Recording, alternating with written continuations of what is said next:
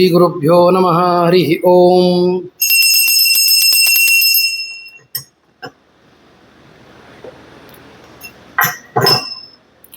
ಶಮಯನ್ ಭವಸಂತಾಪಂ ರಮಯನ್ ಸಾಧುಚಾತಕಾನ್ ಕೃಷ್ಣಮೇಘಃ ಕೃಪಾದೃಷ್ಟಿ ವೃಷ್ಟ್ಯಾ ಪುಷ್ಣಾತು ಮಾಮಪಿ. ಶ್ರೀಮದಾನಂದತೀರ್ಥಾರ್ಯ ಪಾದಪಂಕಜರೇಣವಃ ಪವಿತ್ರಯಂತು ಮಾಂ ನಿತ್ಯಂ ಪಾಪಪಾಟನ ಪಂಡಿತಾಃ. ಅಸ್ಮದ್ಗುರುಸಮಾರಂಭಾಂ ಟೀಕಾಕೃತ್ಪಾದಮಧ್ಯಮಾಂ ಶ್ರೀಮದಾಚಾರ್ಯಪರ್ಯಂತಾಂ ವಂದೇ ಗುರುಪರಂಪರಾಂ.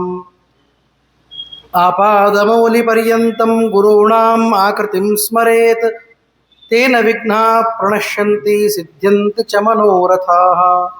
ಶ್ರೀಗುರುಭ್ಯೋ ನಮಃ. ಹರಿ ಓಂ. ಹರಿ ಓಂ. ವಂದೇ ವಂದಾರು ಮಂದಾರಂ ವೃಂದಾವನ ವಿನೋದಿನಂ ವೃಂದಾವನ ಕಲಾನಾಥಂ ಪುರುಷೋತ್ತಮಮದ್ಭುತಂ. ಶ್ರೀ ಗುರುಭ್ಯೋ ನಮಃ. ನಿನ್ನೆ ದಿವಸ ಅಧಿಕ ಮಾಸ ಮಹಾತ್ಮೆಯನ್ನು ಕೇಳಲಿಕ್ಕೆ ನಾವು ಆರಂಭ ಮಾಡಿದ್ದೇವೆ. ಅದರಲ್ಲಿ ವಿಸ್ತಾರವಾಗಿ ಆ ಅಧಿಮಾಸ ಅಥವಾ ಅಧಿಕ ಮಾಸ ಅಂತ ಯಾವುದನ್ನು ಕರೀತಾರೆ, ಆ ಅಧಿಕ ಮಾಸವನ್ನು ಯಾವ ರೀತಿಯಾಗಿ ಎಲ್ಲ ಮಾಸಗಳು, ತಿಥಿ ನಕ್ಷತ್ರ ವಾರದ ಅಭಿಮಾನಿ ದೇವತೆಗಳು ಮತ್ತು ಲೋಕದಲ್ಲಿ ಎಲ್ಲ ಕಡೆ ಹೇಗೆ ಅದನ್ನು ದೂರ ಮಾಡಿದ್ದಾರೆ, ಮಲಮಾಸ ಅಂತ ಹೇಳಿ, ರವಿ ಸಂಕ್ರಮಣ ಇಲ್ಲದೇ ಇರುವಂಥ ಮಾಸ, ಅದಕ್ಕಾಗಿ ಅದನ್ನು ದೂರ ಮಾಡಿದ್ದಾರೆ. ಆವಾಗ ದುಃಖಿತವಾದ ಆ ಮಾಸವು, ಆ ಮಾಸದ ಅಭಿಮಾನಿ ದೇವತೆ ಹೋಗಿ ಪರಮಾತ್ಮನನ್ನು ಶರಣು ಹೋಗಿದೆ, ವಿಷ್ಣು ಪರಮಾತ್ಮನನ್ನು. ಆ ವಿಷ್ಣು ಪರಮಾತ್ಮ ಎಲ್ಲ ವಿಚಾರವನ್ನು ಮಾಡಿ ಗೋಲೋಕಕ್ಕೆ, ಶ್ರೀಕೃಷ್ಣ ಪರಮಾತ್ಮ ಎಲ್ಲಿ ಸದಾಕಾಲ ವಾಸ ಮಾಡ್ತಾನೋ ಆ ಗೋಲೋಕಕ್ಕೆ ಕರೆದುಕೊಂಡು ಹೋಗಿದ್ದಾನೆ ಅನ್ನುವ ಕಥೆ ಬಂತು. ಅಲ್ಲಿ ಶ್ರೀಕೃಷ್ಣ ಪರಮಾತ್ಮ ಎಲ್ಲವನ್ನು ಸಮಾಲೋಚನೆ ಮಾಡಿ ನಿನಗೆ ನಾನು ಉದ್ಧಾರ ಮಾಡ್ತೀನಿ ಅಂತ ಹೇಳಿ ಆಶ್ವಾಸನೆಯನ್ನು ಕೊಟ್ಟಿದ್ದಾನೆ. ಅಷ್ಟೇ ಅಲ್ಲದೆ ಹೇಳ್ತಾನೆ, ಯಾವ ಮಾಸಗಳು ನಿನ್ನನ್ನು ಮಲಮಾಸ ಎಂಬುದಾಗಿ ತಿಳಿದು ದೂರ ಮಾಡಿದಾವೋ ಆ ಮಾಸಗಳಿಗೂ ಅಧಿಕವಾಗಿ ನೀನು ಈ ಜಗತ್ತಿನಲ್ಲಿ ದೊಡ್ಡ ಹೆಸರನ್ನು ಪಡೀತಿ ಅಂತ ಹೇಳಿ ಆ ಅಧಿಕ ಮಾಸಕ್ಕೆ ಒಳ್ಳೆಯ ಐಶ್ವರ್ಯವನ್ನು ಕೊಟ್ಟಿದ್ದಾನೆ. ಐಶ್ವರ್ಯ ಅಂದರೆ ಈಶ್ವರತ್ವ, ಅಂದರೆ ಈ ಎಲ್ಲ ಮಾಸಗಳ ಮೇಲೆ ನಿಯಮನ ಮಾಡುವಂತಹ ದೊಡ್ಡಸ್ತಿಕೆಯನ್ನು ಆ ಮಾಸಕ್ಕೆ ಕೊಟ್ಟಿದ್ದಾನೆ. ಅದಕ್ಕಾಗಿ ಅದನ್ನು ಕೃಷ್ಣನೇ ಕೊಟ್ಟಿದ್ದಾನೆ, ದಯಪಾಲಿಸಿದ್ದಾನೆ. ಆದ್ದರಿಂದ ಅದರ ಹೆಸರು ಪುರುಷೋತ್ತಮ ಮಾಸ ಅಂತವಾಯಿತು. ಅಧಿಕ ಮಾಸ ಅಂತಿದ್ರು, ಅಧಿಮಾಸ ಅಂತ. ಮಲಮಾಸ ಅಂತ ಅದಕ್ಕೆ ಜರೆದಿದ್ರು. ಅದು ಎರಡೂ ಹೋಗಿ ಪುರುಷೋತ್ತಮ ಪರಮಾತ್ಮನೇ ಅದಕ್ಕೆ ನಿಯಾಮಕನಾಗಿರುವುದರಿಂದ ಪುರುಷೋತ್ತಮ ಮಾಸ ಎಂಬುದಾಗಿ ಅದನ್ನು ಹೆಸರು ಕೊಟ್ಟರು ಅಂತ ಹೇಳಿ ಅಲ್ಲಿ ಹೇಳ್ತಾರೆ. ತಥಾ ಅಯಮಪಿ ಲೋಕೇಶು ಪ್ರಥಿತ ಪುರುಷೋತ್ತಮ ಎಂಬುದಾಗಿ ಶ್ರೀಕೃಷ್ಣ ಪರಮಾತ್ಮ ಹೇಳಿದ್ದಾನೆ. ಅಸ್ಮೈ ಸಮರ್ಪಿತ ಸರ್ವೇ ಯೇ ಗುಣಾಮೈ ಸಂಸ್ಥಿತ ಪುರುಷೋತ್ತಮೇತಿ ಯನ್ನಾಮ ಪ್ರಥಿತಂ ಲೋಕವೇದಯೋ ಅಹಮೇ ವಾಸ್ಯ ಸಂಜಾತಃ ಸ್ವಾಮೀ ಚ ಮಧುಸೂದನ ಏತನ್ನಾಮ್ನಾ ಜಗತ್ಸರ್ವಂ ಪವಿತ್ರಂ ಚ ಭವಿಷ್ಯತಿ. ಈ ಅಧಿಕ ಮಾಸದ ಅರ್ಥಾತ್ ಪುರುಷೋತ್ತಮ ಮಾಸದ ಹೆಸರು ಹೇಳೋದ್ರಿಂದಲೇ ಜಗತ್ತಿನಲ್ಲಿರುವಂತಹ ಎಲ್ಲ ವಸ್ತುಗಳು ಪಾವನವಾಗ್ತವೆ ಅಂತ ಹೇಳ್ತಾರೆ. ಅಂದರೆ ಏನೂ ಇಲ್ಲದಂತೆ ದೂರ ಇಟ್ಟ ಆ ಮಾಸಕ್ಕೆ ಅದರ ಹೆಸರು ಹೇಳಿದರೆ ಜಗತ್ತನ್ನು ಪಾವನಗೊಳಿಸುವಂತಹ ದೊಡ್ಡದಾದ ಅದ್ಭುತವಾದ ಅನುಗ್ರಹವನ್ನು ಪರಮಾತ್ಮ ಮಾಡಿದ್ದಾನೆ. ಎಂಥ ಸೌಭಾಗ್ಯ ಇರಬೇಕು ಅಂತ. ಜಗತ್ ಪೂಜ್ಯೋ ಜಗದ್ವಂದ್ಯೋ ಮಾಸೋಯಂ ತು ಭವಿಷ್ಯತಿ ಪೂಜಕಾನಾಂ ಚ ಸರ್ವೇಷಾಂ ದುಃಖ ದಾರಿದ್ರ್ಯ ಖಂಡನಃ. ಈ ಅಧಿಕ ಮಾಸದೊಳಗೆ ವಿಶೇಷವಾಗಿ ನಾವು ದಾನಾದಿಗಳನ್ನೆಲ್ಲ ಮಾಡ್ತೀವಲ್ಲ, ಯಾಕೆ ಮಾಡ್ತೀವಿ ಅಂತಂದರೆ ದಾನ ಎಷ್ಟು ಕೊಡ್ತೀವೋ ಅದಷ್ಟೇ ನಮ್ಮ ಪಾಲು. ನಿಜವಾಗಿಯೂ ಹೇಳಬೇಕಂದ್ರೆ ನಾವು ಎಷ್ಟು ಕೊಟ್ಟಿದ್ದೇವೋ ಅದಷ್ಟೇ ನಾವು ಗಳಿಸಿದ್ದು ಅಂತ. ಗಳಿಸಿದ್ದೆಷ್ಟು ಅಂತ ನೋಡಬೇಕು ಅಂದರೆ ಎಷ್ಟು ಕೊಟ್ಟಿದ್ದೇವೆ ಅಂತ ನೋಡಬೇಕು. ಹೀಗಾಗಿ ದಾನ ಮಾಡೋದರಿಂದ ಗಳಿಕೆ ಆಗ್ತದೆ ಅನ್ನೋದು ಶಾಸ್ತ್ರದ ನಿರ್ದಿಷ್ಟ ಅಭಿಪ್ರಾಯ. ವಿಶೇಷತಃ ಈ ಪುರುಷೋತ್ತಮ ಮಾಸದಲ್ಲಿ ದಾನಾದಿಗಳನ್ನು ಮಾಡಿದರೆ ಹೇಳ್ತಾರೆ ದುಃಖ ದಾರಿದ್ರ್ಯ ಖಂಡನ. ದುಃಖ ಮತ್ತು ದಾರಿದ್ರ್ಯದಿಂದ ಬಂದ ದುಃಖ ಈ ಎಲ್ಲವನ್ನೂ ಆ ಮಾಸದ ಇದರಿಂದ ಖಂಡನ ಆಗ್ತದೆ ಅಂತ ಹೇಳಿ ಹೇಳ್ತಾರೆ. ಅದಕ್ಕಾಗಿ ಎಲ್ಲ ಮಾಸಗಳಿಗೂ ಕೂಡ ಒಂದು ವಿಚಾರ ಹೇಳ್ತಾರೆ. ಏನಂದರೆ ಸರ್ವೇ ಮಾಸಾ ಸವಕಾಮಾಶ್ಚ ನಿಷ್ಕಾಮೋಯಂ ಮಯಾ ಕೃತಃ ಮೋಕ್ಷದ ಸರ್ವಲೋಕಾನಾಂ ಮತ್ತುಲ್ಯೋಯಂ ಮಯಾ ಕೃತಃ. ಎಲ್ಲ ಮಾಸಗಳಿಗೆ ಸಕಾಮವಾದ ಮಾಸಗಳು ಅಂತ ಕರೀತಾರೆ. ಆದರೆ ಈ ಮಾಸಕ್ಕೆ ಮಾತ್ರ ನಿಷ್ಕಾಮವಾದ ಮಾಸ ಅಂತ ಹೇಳ್ತಾರೆ. ಅಂದರೆ ಎಲ್ಲ ಮಾಸಗಳಲ್ಲಿ ಮಾಡುವ ಕರ್ಮಗಳಿಗೆ ಏನು ಫಲ ದೊರಿಬೇಕೋ ಅದಕ್ಕೂ ಅನಂತಪಟ್ಟು ಮಿಗಿಲಾಗಿ ಈ ಮಾಸದಿಂದ ದೊರೀತದೆ. ಯಾಕೆಂದರೆ ಇದು ನಿಷ್ಕಾಮವಾದ ಮಾಸ ಅಂತ ಅದನ್ನು ಹೇಳ್ತಾರೆ. ಹೀಗಾಗಿ ಪೂಜಕರಿಗೆ ಮೋಕ್ಷವನ್ನು ಕೊಡುವ, ಸರ್ವಲೋಕಗಳಿಗೆ ಅದು ವಿಷ್ಣು ಪರಮಾತ್ಮನ ತುಲ್ಯವಾಗಿ, ಅರ್ಥಾತ್ ಅವನ ಅನುಗ್ರಹಕ್ಕೆ ಪಾತ್ರವಾಗಿ ಆ ಮಾಸವು ಫಲವನ್ನು ಕೊಡುತ್ತದೆ ಎಂಬುದಾಗಿ ಹೇಳ್ತಾರೆ. ಅಕಾಮ ಸರ್ವಕಾಮೋವ ಯೋಧಿ ಮಾಸಂ ಪ್ರಪೂಜಯೇತ್ ಕರ್ಮಾಣಿ ಭಸ್ಮಸಾತ್ ಕೃತ್ವ ಮಾಮೇ ವೇಶ್ಯತಿ ಅಸಂಶಯಂ. ಅಕಾಮನಾಗಲಿ ಸರ್ವಕಾಮನಾಗಲಿ ನಾವು ಮಾಡುವಾಗ ಸ್ವಲ್ಪ ಕಾಮನೆ ಇಟ್ಟುಕೊಂಡು ಮಾಡಿದರೂ ಪರವಾಗಿಲ್ಲ ಅಂತ ಹೇಳ್ತಾರೆ. ಯಾಕೆಂದರೆ ಅಕಾಮನೇ ಇರಲಿ ಸಕಾಮನೇ ಆಗಲಿ, ಒಂದು ವೇಳೆ ಅಧಿಮಾಸವನ್ನು ಚೆನ್ನಾಗಿ ಪೂಜೆ ಮಾಡಿದ್ದಾದರೆ ಎಲ್ಲ ಕರ್ಮಗಳು ಅರ್ಥಾತ್ ಎಲ್ಲ ದುಃಖಗಳು ಭಸ್ಮಸಾತ್, ಕರ್ಮದಿಂದೇ ದುಃಖ ಆಗೋದು. ದುಃಖದ ಸಂಚಯ ಆಗೋದು ಎದರಿಂದ ಅಂದರೆ ಕರ್ಮಗಳಿಂದ ಸಂಚಯ ಆಗ್ತದೆ. ಆದ್ದರಿಂದ ಆ ದುಃಖಕ್ಕೆ ಕಾರಣವಾದ ಎಲ್ಲ ಕರ್ಮಗಳು ಭಸ್ಮೀಭೂತವಾಗಿ ಹೋಗುತ್ತವೆ ಅಂತ ಹೇಳ್ತಾರೆ. ಹೀಗೆ ಅನೇಕ ರೀತಿಯಲ್ಲಿ ಅದನ್ನು ಅವನು ಹೊಳ್ತಾ ಇದ್ದಾನೆ. ಅದಕ್ಕೆ ಎಷ್ಟು ದುಃಖವನ್ನು ಈಗಾಗಲೇ ಆ ಮಾಸ ಹೇಳಿಕೊಂಡಿದೆಯೋ ಅಷ್ಟನ್ನೂ ಸಾಂತ್ವನಗೊಳಿಸಿ ಸುಖವೇ ಅದಕ್ಕೆ ಸಿಗುವಂತೆ ಪರಮಾತ್ಮ ವಿಸ್ತಾರವಾಗಿ ಅದರ ವಿಶೇಷವಾದ ವರ್ಣನೆಯನ್ನು ಮಾಡ್ತಾ ಇದ್ದಾನೆ. ಫಲಪತ್ರ ನಿಲಾಹಾರಾಹ ಕಾಮಕ್ರೋಧ ವಿವರ್ಜಿತಾ ಜಿತೇಂದ್ರಿಯ ಚಯಾಸ್ಸರ್ವೇ ಪ್ರಾವೃಟ್ಕಾಲೇ ನಿರಾಶ್ರಯಾ ಶಿತತಾಪ ಸಹಾಶ್ಚೈವ ಯತಂತೆ ಗರುಡಧ್ವಜ ತಥಾಪಿ ನೈವ ಮೇ ಯಾಂತಿ ಪರಮಂ ಪದಮವ್ಯಯಂ ಪುರುಷೋತ್ತಮಸ್ಯ ಭಕ್ತಾಸ್ತು ಮಾಸಮಾತ್ರೇಣ ತತ್ಪದಂ ಅನಾಯಾಸೇನ ಗಚ್ಚಂತಿ ಜರಾಮೃತ್ಯವಿವರ್ಜಿತಂ. ಹೇಳ್ತಾರೆ, ಅನೇಕ ಕಾಮಕ್ರೋಧಾದಿಗಳ ಒಳ್ಳೆಯ ನಿಗ್ರಹವನ್ನು ಮಾಡಿ ಜಿತೇಂದ್ರಿಯರಾಗಿ ಫಲಪತ್ರ ಆಹಾರಗಳನ್ನು ಸ್ವೀಕಾರ ಮಾಡಿ, ಫಲಪತ್ರಗಳನ್ನೇ ಆಹಾರವಾಗಿ ಸ್ವೀಕಾರ ಮಾಡಿ ಕಷ್ಟದ ಸಾಧನೆಯನ್ನು ಮಾಡಿ ಯಾರು ಭಗವಂತನನ್ನು ಅನುಗ್ರಹ ಪಡಿಸ್ತಾರೋ ಅರ್ಥಾತ್ ಸಂತೋಷ ಪಡಿಸ್ತಾರೋ ಅವರಿಗೆ ದೊರಕೋದು ಎಷ್ಟು ಸಮಯ ಆಗ್ತದೋ ಅದಕ್ಕಿಂತ ಶೀಘ್ರವಾಗಿ ಕೇವಲ ಅನಾಯಾಸದಿಂದ, ಇಷ್ಟೆಲ್ಲ ಆಯಾಸ ಪಡೋದು ಬೇಕಾಗಿಲ್ಲ, ಅನಾಯಾಸದಿಂದ ಜರಾಮೃತಿಯಿಂದ ದೂರವಾದಂತಹ ನನ್ನ ಅನಾಮಯವಾದ ಪದ ಏನಿದೆ ಅದು ದೊರೀತದೆ ಎಂಬುದಾಗಿ ಶ್ರೀಕೃಷ್ಣ ಪರಮಾತ್ಮ ಹೇಳ್ತಾ ಇದ್ದಾನೆ. ಮುಂದೆ ಹೇಳ್ತಾನೆ, ಚಾತುರ್ಮಾಸ್ಯಾದಿಭಿರ್ಯಜ್ಞೈ ಸ್ವರ್ಗಂ ಗಚ್ಚಂತಿ ಕೇಚನ ತತ್ರತ್ಯಂ ಭೋಗಮಾಸಾದ್ಯ ಪುನರ್ಗಚ್ಚಂತಿ ಭೂತಲಂ. ಚಾತುರ್ಮಾಸ್ಯ ವ್ರತ ಮಾಡ್ತಾರೆ, ಅಲ್ಲಿ ಅದು ಕೂಡ ಅನೇಕ ಕಠೋರವಾದ ವ್ರತನೇ, ಬೇಕಾದಷ್ಟು ಕಷ್ಟಪಡಬೇಕಾದದ್ದೇ ಅಲ್ಲಿದೆ. ಆದರೂ ಕೂಡ ಆ ವ್ರತಾದಿಗಳಿಂದ ಮಾಡಿ ಪುಣ್ಯವನ್ನು ಗಳಿಸಿ ಪುಣ್ಯ ಲೋಕಗಳಿಗೆ ಅರ್ಥಾತ್ ಸ್ವರ್ಗಾದಿ ಲೋಕಗಳಿಗೆ ಅವರು ಹೋಗ್ತಾರೆ. ಆದರೆ ಕ್ಷೀಣೇ ಪುಣ್ಯೇ ಮರ್ತ್ಯಲೋಕಂ ವಿಶಂತಿ ಅಂತ, ಪುಣ್ಯ ಖರ್ಚಾಯಿತು, ಪುಣ್ಯ ಕೆಲಸ ಮುಗೀತು ಅಂತಂದರೆ ಮತ್ತೆ ಪುನರ್ಗಚ್ಚಂತಿ ಭೂತಲಂ, ಭೂಮಿಗೆ ಮರಳಿ ಬಂದು ಬಿಡುತ್ತಾರೆ. ಆದರೆ ಈ ಮಲಮಾಸದ ಅರ್ಥಾತ್ ಆ ಮಲಮಾಸ ಅಂತ ಕರೆಸಿಕೊಂಡು ಮುಂದೆ ಶ್ರೇಷ್ಠವಾದಂತಹ ಯಾವ ಅಧಿಕ ಮಾಸವಿದೆ, ಪುರುಷೋತ್ತಮ ಮಾಸವಿದೆ, ಅದನ್ನು ನಾಮಸ್ಮರಣೆ ಮಾಡಿದರೆ, ಅದನ್ನು ಚೆನ್ನಾಗಿ ಆಚರಣೆ ಮಾಡಿದರೆ ಸಾಕು, ಅದರಿಂದ ಮತ್ತೆ ಒಳ್ಳೆಯ ಮೋಕ್ಷವನ್ನೇ ಅವರು ಪಡೀತಾರೆ ಅಂತ ಅರ್ಥ. ಹೀಗೆ ಅರ್ಥವಾದದ ಮೂಲಕ ವೇದವ್ಯಾಸರು ತಿಳಿಸ್ತಾ ಇದ್ದಾರೆ. ಅಲ್ಲ, ಪುರುಷೋತ್ತಮ ಮಾಸವನ್ನು ನಾವು ಆಚರಣೆ ಮಾಡಿದರೆ ಮೋಕ್ಷ ಆಗ್ತದೆ ಅಂದರೆ ಅನೇಕ ವ್ರತ ಉಪವಾಸಗಳನ್ನೆಲ್ಲ ಹೇಳಿ ಅಲ್ಲೂ ಕೂಡ ಹೀಗೆ ಹೇಳ್ತಾರಲ್ಲ, ಅದನ್ನು ಎಲ್ಲವನ್ನು ಬಿಟ್ಟು ಇದನ್ನು ಮಾಡಿದರೆ ಸಾಕೇ ಸಾಕು ಮೋಕ್ಷ ಆಗ್ತದೆ ಅಂತ. ಇದರ ಅಭಿಪ್ರಾಯ ಏನು ಅಂದರೆ, ಮೋಕ್ಷಕ್ಕೆ ಸಾಧನೀಭೂತವಾದ ಯಾವ ಪುಣ್ಯ ಇದೆ ಆ ಪುಣ್ಯಕ್ಕೆ ಅನುಕೂಲವಾಗಿ ಎಲ್ಲವೂ ನಡೀತದೆ ಅಂತ ಅಭಿಪ್ರಾಯ. ಅದಕ್ಕೆ ಅರ್ಥವಾದ ಅಂತ ಕರೀತಾರೆ. ಹೀಗಾಗಿ ಅತಿ ಶ್ರೇಷ್ಠವಾಗಿದೆ ಅನ್ನೋದನ್ನು ತಿಳಿಸೋದಕ್ಕೆ ಹೀಗೆ ಪರಮಾತ್ಮ ಹೇಳಿದ್ದಾನೆ ಅಂತ ಅಭಿಪ್ರಾಯ. ಜಾಯಂತೆ ದುರ್ಭಗಾ ದುಷ್ಟಾಃ ಪರಭಾಗ್ಯೋಪಜೀವಿನಃ ನ ಕದಾಚಿತ್ ಸುಖಂ ತೇಷಾಂ ಸ್ವಪ್ನೇಪಿ ಶಶಶೃಂಗವತ್ ತಿರಸ್ಕುರ್ವಂತಿ ಯೇ ಮೂಢ ಮಲಮಾಸಂ ಮಮ ಪ್ರಿಯಂ ನಾಚರಿಷ್ಯಂತಿ ಯೇ ಧರ್ಮಂ ತೇ ಸದಾ ನಿರಯಾಲಯಾಃ.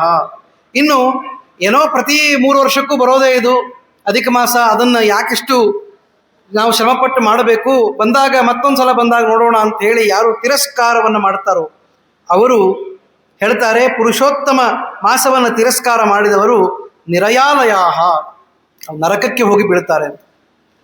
ಹೀಗಾಗಿ ಪ್ರತಿ 3 ವರ್ಷಗಳಿಗೆ ಬರುವಂತಹ ಈ ಪುರುಷೋತ್ತಮ ಮಾಸವನ್ನು ಚೆನ್ನಾಗಿ ಪಾಲನೆ ಮಾಡದೇ ಇದ್ದವರು ಕುಂಭೀಪಾಕಾದಿ ನರಕಗಳಲ್ಲಿ ಬೀಳುತ್ತಾರೆ. ಆದ್ದರಿಂದ ಬಹಳ ಪರಿಶ್ರಮಪೂರ್ವಕವಾಗಿ ಆ ಪುರುಷೋತ್ತಮ ಮಾಸದ ಆಚರಣೆಯನ್ನು ಮಾಡಬೇಕು, ಭಕ್ತಿಪೂರ್ವಕವಾಗಿ ಮಾಡಬೇಕು. ಅದರಿಂದ ವಿಶೇಷ ಫಲವೇ ದೊರೀತದೆ, ಮೋಕ್ಷವೇ ದೊರೀತದೆ ಅಂತ ಹೇಳಿದಾಗ ಮೋಕ್ಷಕ್ಕೆ ಸಾಧನೀಭೂತವಾದ ಜ್ಞಾನ, ಜ್ಞಾನದಿಂದ ಭಕ್ತಿ, ಇದು ಅವಶ್ಯವಾಗಿ ದೊರೀತದೆ ಅಂತ ಅಭಿಪ್ರಾಯ. ಹೇಳ್ತಾರೆ, ಮಮಾಜ್ಞೆಯ ಜನಾಸ್ಸರ್ವೇ ಪೂಜಯಿಷ್ಯಂತಿ ಮಾಮಕಂ ಸರ್ವೇಷಾಮಪಿ ಮಾಸಾನಾಂ ಉತ್ತಮೋಯಂ ಮಯಾ ಕೃತಃ. ನನ್ನ ಆಜ್ಞೆಯಿಂದ ಜನರೆಲ್ಲರೂ ಕೂಡ ಈ ಮಾಸವನ್ನು ಚೆನ್ನಾಗಿ ಪೂಜೆ ಮಾಡಿದರೆ ಸರ್ವೇಷಾಮಪಿ ಮಾಸಾನಾಂ ಉತ್ತಮೋಯಂ ಮಯಾ ಕೃತಃ, ವಿಶೇಷವಾಗಿ ಪುಣ್ಯವು ದೊರೀತದೆ. ಆದ್ದರಿಂದ ಇದನ್ನು ನೀನು ಇಟ್ಟುಕೊಂಡು ಮನಸ್ಸಿಗೆ ಸಂತೋಷವನ್ನು ತಂದುಕೋ. ಅಷ್ಟೇ ಅಲ್ಲ, ಈಗ ನೀನು ಯಾರ ಒಟ್ಟಿಗೆ ಬಂದಿದ್ದಿ, ವಿಷ್ಣು ಪರಮಾತ್ಮನ ಒಟ್ಟಿಗೆ, ಅವನ ವಾಸಸ್ಥಾನವಾದ ವೈಕುಂಠಕ್ಕೆ ನೀನು ಹೋಗಿ ಪುರುಷೋತ್ತಮ ಅಂತ ಹೆಸರಿನಿಂದ ಅವನ ಜೊತೆ ವೈಕುಂಠಂ ಅತುಲಂ ಗೃಹೀತ್ವಾ ಪುರುಷೋತ್ತಮಂ ಅಂತ ಹೇಳ್ತಾರೆ. ಆ ಪುರುಷೋತ್ತಮನಾದ ವಿಷ್ಣುವಿನ ಜೊತೆಗೆ ನೀನು ವೈಕುಂಠಕ್ಕೆ ಹೋಗಿ ವಾಸ ಮಾಡು ಅಂತ ಹೇಳ್ತಾ, ಇತಿಶ್ರೀ ಬೃಹನ್ನಾರದೀಯ ಪುರಾಣೆ ಪುರುಷೋತ್ತಮ ಮಾಹಾತ್ಮ್ಯೆ ಶ್ರೀನಾರಾಯಣ ನಾರದ ಸಂವಾದೆ ಅಧಿಮಾಸಸ್ಯ ಐಶ್ವರ್ಯ ಪ್ರಾಪ್ತಿರ್ನಾಮ ಸಪ್ತಮೋಧ್ಯಾಯ ಹೇಳಿದ್ದಾರೆ. ಇನ್ನು ಇಷ್ಟೆಲ್ಲ ಆದ ಮೇಲೆ ಇನ್ನೊಂದು ಅದ್ಭುತವಾದಂತಹ ಸನ್ನಿವೇಶವನ್ನು ನಿರೂಪಣೆ ಮಾಡ್ತಾರೆ. ಏನಂತಂದರೆ, ಸೂತ ಉವಾಚ ನಾರದ ಕೃತವಾನ್ ಪ್ರಶ್ನಂ ಪುನರೇವ ತಪೋಧನಾಃ ವಿಷ್ಣುಶ್ರೀ ಕೃಷ್ಣ ಸಂವಾದಂ ಶ್ರುತ್ವಾ ಸಂತುಷ್ಟ ಮಾನಸಃ. ನಾರದರು ಹೇಳ್ತಾರೆ, ನಾರದರು ಪ್ರಶ್ನೆ ಮಾಡ್ತಾರಂತೆ ವಿಷ್ಣುವನ್ನ. ಏನಂತಂದರೆ, ಅಲ್ಲ, ಈ ರೀತಿಯಾಗಿ ವೈಕುಂಠಕ್ಕೆ ನಿನ್ನ ಜೊತೆಗೆ ಕೃಷ್ಣನಿಂದ ಪುರುಷೋತ್ತಮ ಮಾಸ ಅಂತ ಸ್ವೀಕಾರ ಮಾಡಿಕೊಂಡು ವೈಕುಂಠಕ್ಕೆ ನಿನ್ನ ಜೊತೆಗೆ ಅಧಿಕ ಮಾಸವು ಬಂದಿತ್ತು, ಬಂದಾದ ಮೇಲೆ ಏನಾಯಿತು ಅಂತ ಕೇಳಿದಾಗ ನಾರಾಯಣ ದೇವರು ಹೇಳ್ತಾ ಇದ್ದಾರೆ ನಾರದರಿಗೆ. ಏನಂತ, ತತ್ರ ಗತ್ವಾದಿಮಾಸಂ ತಂ ವಾಸಯಾಮಾಸ ನಾರದ. ಅಲ್ಲಿ ವಿಷ್ಣು ಪರಮಾತ್ಮ ಆ ಅಧಿಮಾಸವನ್ನು ವೈಕುಂಠದಲ್ಲೇ ತನ್ನ ಜೊತೆಗೆ ಉಳಿಸಿಕೊಂಡಂತ, ಅಲ್ಲೇ ಇರಬೇಕು ಅಂತ ಹೇಳ್ದ. ಆವಾಗ ಹೇಳ್ತಾರೆ, ದ್ವಾದಶಸ್ವಪಿ ಮಾಸೇಷು ಮಲಮಾಸಂ ವರಂ ಪ್ರಭು ವಿದಾಯ ಮನಸಾ ತುಷ್ಟೋ ಬಭೂವ ಪ್ರಕೃತಿ ಪ್ರಿಯ. ಹಿಂದೆ ಕೃಷ್ಣ ಅರ್ಜುನನಿಗೆ ಈಗಾಗಲೇ ಉಪದೇಶ ಮಾಡ್ತಾ ಇದ್ದಾನೆ. ಅವರು ತಾವು ಆ ಕಾಮ್ಯಕವನದಲ್ಲಿರುವಾಗ ಶ್ರೀಕೃಷ್ಣ ಪರಮಾತ್ಮ ಬಂದು ಅವರನ್ನು ಭೇಟಿಯಾಗಿದ್ದಾನೆ. ಆ ಪ್ರಸಂಗದಲ್ಲೇ ಈ ಎಲ್ಲ ವಿಚಾರಗಳು ಬಂದಿದೆ ಅನ್ನೋದನ್ನು ನಿನ್ನೆ ದಿವಸ ನಾವು ಕೇಳಿದ್ವಿ. ಕೃಷ್ಣ ಅರ್ಜುನನಿಗೆ ಉಪದೇಶವನ್ನು ಮಾಡ್ತಾ ಒಂದು ಮಾತು ಹೇಳ್ತಾನೆ, ಜಾನೇಹಂ ರಾಜಶಾರ್ದೂಲ ತಪೋವನ ಉಪಾಗತೈ ಭವದ್ಭಿರ್ ದುಃಖ ಸಮ್ಮಗ್ನೈ ನಾದೃತ ಪುರುಷೋತ್ತಮ. ಅವ್ರು ಹೇಳ್ತಾರೆ, ಏನೋ ನಿನಗೆ ಯಾವುದೋ ಕಾರಣಕ್ಕೆ ಅರ್ಜುನ ಮತ್ತು ಅರ್ಜುನನ ಜೊತೆಗಿರುವಂಥ ಎಲ್ಲ ಪಾಂಡವರೇ, ಯಾವ ಕಾರಣಕ್ಕೂ ನನಗೆ ಗೊತ್ತಿಲ್ಲ, ನನಗನಿಸ್ತದೆ ಏನು ಅಂದರೆ ನೀವು ಪುರುಷೋತ್ತಮ ಮಾಸವನ್ನು ಚೆನ್ನಾಗಿ ಉಪಾಸನೆ ಮಾಡಿಲ್ಲ ಅಂತ ಅನಿಸ್ತದೆ. ಅದಕ್ಕಾಗಿ ಈ ಎಲ್ಲ ಕಷ್ಟದಲ್ಲಿ ನೀವಿದ್ದೀರಿ. ಹಾಗೆ ನೋಡಿದರೆ ಪಾಂಡವರಿಗೆ ಮೊದಲಿಂದಲೂ ಕಷ್ಟನೇ. ಪಾಂಡುರಾಜನ ಮರಣ ಆದ ಸಂದರ್ಭದಿಂದ ಹಿಡಿದು ಪ್ರತಿ ಕ್ಷಣ ಅನುಕ್ಷಣವೂ ಕೂಡ ದುರ್ಯೋಧನಾದಿಗಳು ಕಷ್ಟ ಕೊಡ್ತಾ ಇದ್ದಾರೆ. ವಿಷದ ಮಡುವಿನಲ್ಲಿ ಭೀಮಸೇನನ್ನು ಒಗೆದರು. ಇವರನ್ನು ಸೋಲಿಸಬೇಕು ಅಂತ ಬೇರೆ ಬೇರೆ ಬಗೆ ಬಗೆಯಾಗಿ ಪ್ರಯತ್ನ ಪಟ್ಟರು. ಅರಗಿನ ಮನೆಯಲ್ಲೇ ಹಾಕಿದರು. ಅನೇಕ ರೀತಿಯಲ್ಲಿ ಅವರನ್ನು ಕಷ್ಟಪಡಿಸಿದ್ದಾರೆ ಈ ದುಷ್ಟ ದುರ್ಯೋಧನಾದಿಗಳು. ಹೀಗಾಗಿ ಕಷ್ಟದ ಸಂಕೋಲೆಯೇ ನಡೀತಾ ಇದೆ. ಅದರೊಳಗೆ ಅವರಂತಾನೆ ಕೃಷ್ಣ, ಪ್ರಾಯಶಃ ಇಷ್ಟು ಮಹಿಮೋಪೇತವಾದ ಯಾವ ಪುರುಷೋತ್ತಮ ಮಾಸವಿದೆ, ಆ ಪುರುಷೋತ್ತಮ ಮಾಸವನ್ನು ಚೆನ್ನಾಗಿ ನೀವು ಪಾಲನೆ ಮಾಡಿಲ್ಲ, ಅದಕ್ಕಾಗಿ ಈ ಕಷ್ಟ ನಿಮಗೆ ಬಂದಿರಬೇಕು ಅಂತಂತ. ಅವಾಗ ಹೇಳ್ತಾರೆ ಏನಂತ, ವೃಂದಾವನ ಕಲಾನಾಥ ವಲ್ಲಭ ಪುರುಷೋತ್ತಮ ಪ್ರಮಾದಾತ್ ಗತವಾನ್ ಮಾಸೋ ಭವತಾಂ ಕಾನನೌಕಸಾಂ ಯುಷ್ಮಾಭಿರ್ನೈವ ವಿಜ್ಞಾತೋ ಭಯದ್ವೇಷ ಸಮನ್ವಿತೈ ಗಾಂಗೇಯ ದ್ರೋಣಿಕರ್ಣೇಭ್ಯೋ ಭಯಸಂತ್ರಸ್ತ ಮಾನಸೈ. ಇದ್ದವರೆಲ್ಲ ಕಷ್ಟ ಕೊಡೋರೆ. ನಾವು ಯಾವಾಗಲೂ ಕಷ್ಟದಲ್ಲೇ ಇರುವಾಗ ಬೇರೆ ಯಾವ ಕಡೆನೂ ಮನಸ್ಸು ಹೋಗೋದಿಲ್ಲ. ನೋಡಿರ್ಬೇಕಾದ್ರೆ ನಾವು ಮನಸ್ಸು ಪ್ರಫುಲ್ಲವಾಗಿತ್ತು ಅಂತಂದರೆ 10 ಕಡೆ ವಿಚಾರ ಮಾಡ್ತಾನೆ ಮನುಷ್ಯ, ಇನ್ನೂ ಉತ್ತಮವಾದ ಸಾಧನೆ ಮಾಡಬೇಕು ಅಂತ ಕಷ್ಟಪಡ್ತಾನೆ. ಆದರೆ ಸತತವಾಗಿ ಕಷ್ಟದ ಮೇಲೆ ಕಷ್ಟ, ಕಷ್ಟದ ಮೇಲೆ ಕಷ್ಟ ಬರ್ತಾ ಇತ್ತು ಅಂತಂದರೆ ಯಾವ ಸಾಧನೆಯೂ ನಾವು ಚೆನ್ನಾಗಿ ಮಾಡಲಿಕ್ಕೆ ಆಗೋದಿಲ್ಲ.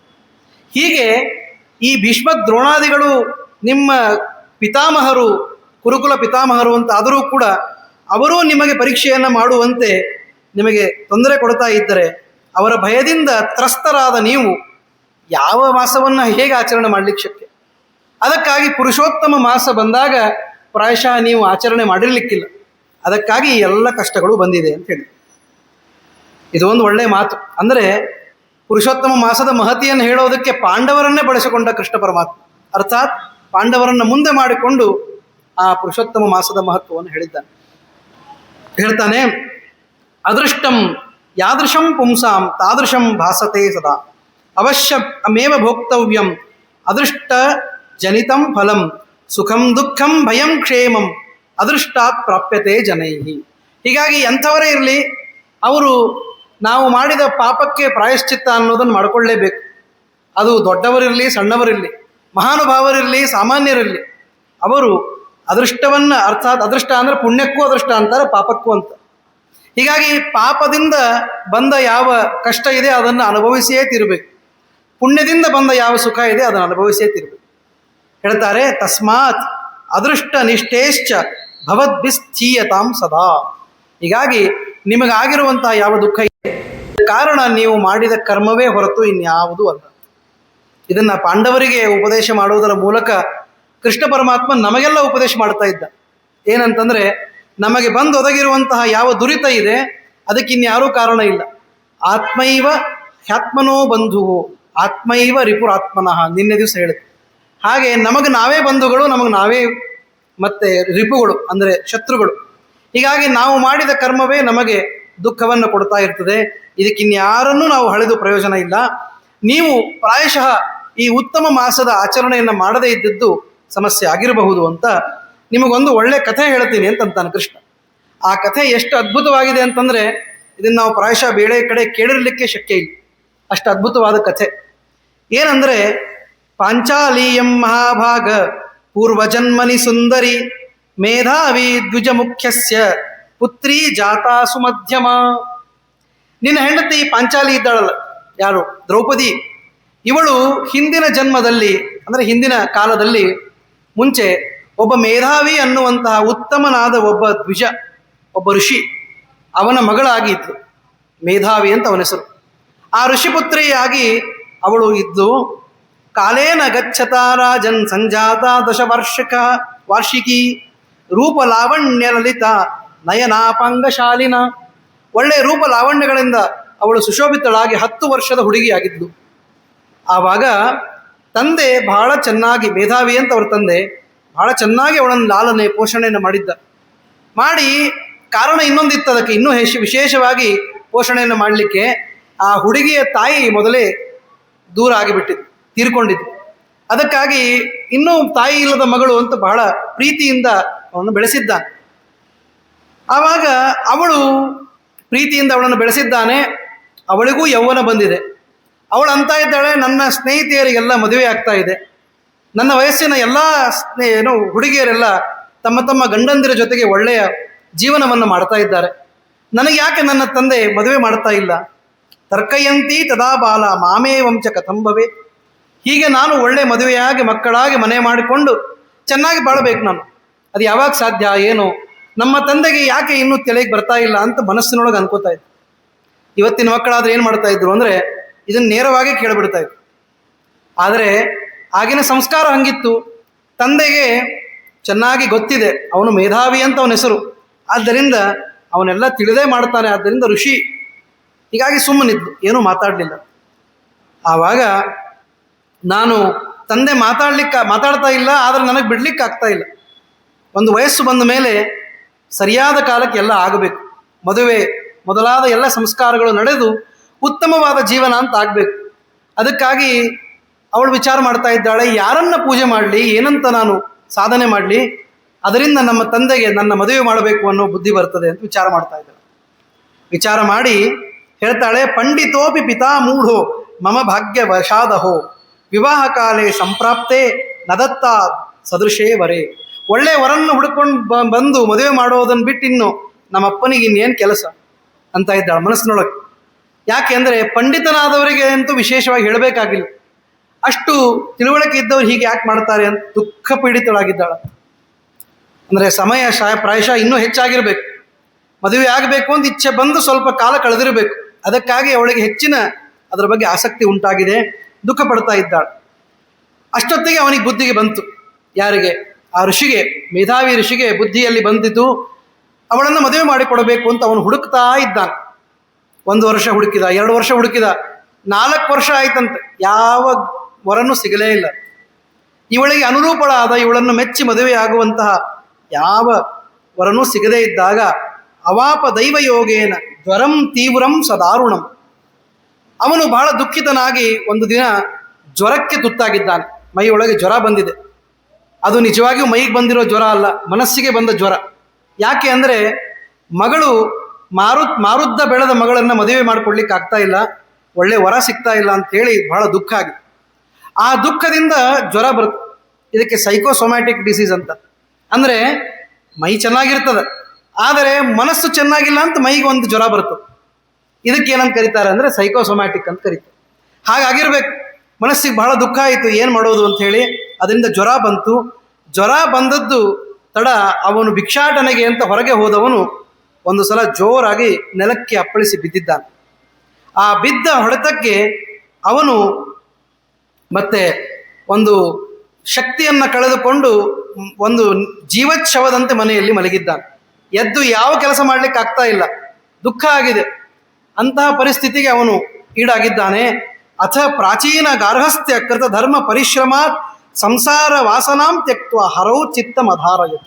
ಯಾವಾಗ ಎಲ್ಲಿ ಓಡಾಡಲಿಕ್ಕೂ ಸಾಧ್ಯ ಇಲ್ಲ ಅಂತ ಆಗಿ ಹೋಯ್ತೋ ಆವಾಗ ಅವನಿಗೆ ದೇವರ ನೆನಪಾದ ಅಂತ. ಏನು ನೆನಪಾಯಿತು ಅಂದರೆ, ಯಾವ ಮಗಳಿಗಾಗಿ ಯಾವ ಶ್ರಮ ಪಡ್ತಾ ಇದ್ದೀನಿ, ಎಲ್ಲಿ ತಂದೆ, ಎಲ್ಲಿ ತಾಯಿ, ಎಲ್ಲಿ ಮಕ್ಕಳು, ಎಲ್ಲಿಯ ಜೀವನ, ಇದೆಲ್ಲವೂ ಕೂಡ ಭಗವನ್ಮಯವಾದದ್ದು. ಆ ಭಗವಂತನಲ್ಲಿ ಮನಸ್ಸಿಟ್ಟರೆ ನನ್ನ ಜೀವನ ಉದ್ಧಾರ ಆಗ್ತದೆ, ಅಷ್ಟೇ ಸಾಕು ಅಂತ ಅವನಿಗೆ ಅನಿಸಿದೆ. ಶಕ್ತಿ ಇಲ್ಲದ ದೇಹದೊಳಗೆ ಇಷ್ಟಾದರೂ ಎಲ್ಲಿಂದ ಬಂತು ವಿಚಾರ ಅಂತಂದರೆ, ಹಿಂದೆ ಇಷ್ಟು ದಿನ ಪುಣ್ಯ ಮಾಡಿದ್ನಲ್ಲ, ಆ ಪುಣ್ಯದ ಬಲದಿಂದ ಒಂದು ಸ್ವಲ್ಪ ಮನಸ್ಸಿಗೆ ಅನಿಸಿದೆ, ಇನ್ನು ನಾನು ಹೆಚ್ಚು ಕಾಲ ಸಮಯ ವ್ಯರ್ಥ ಮಾಡದೆ ಭಗವಂತನಲ್ಲೇ ಮನಸ್ಸನ್ನು ಇಡಬೇಕು. ಸಸ್ಮಾರ ಶ್ರೀಹರಿಂ ತೂರ್ಣಂ ಮೇಧಾವಿ ಪುರುಷೋತ್ತಮಂ ಇಂದೀವರ ದಲಶ್ಯಾಮಂ ತ್ರಿಭಂಗ ಲಲಿತಾಕೃತಿಂ.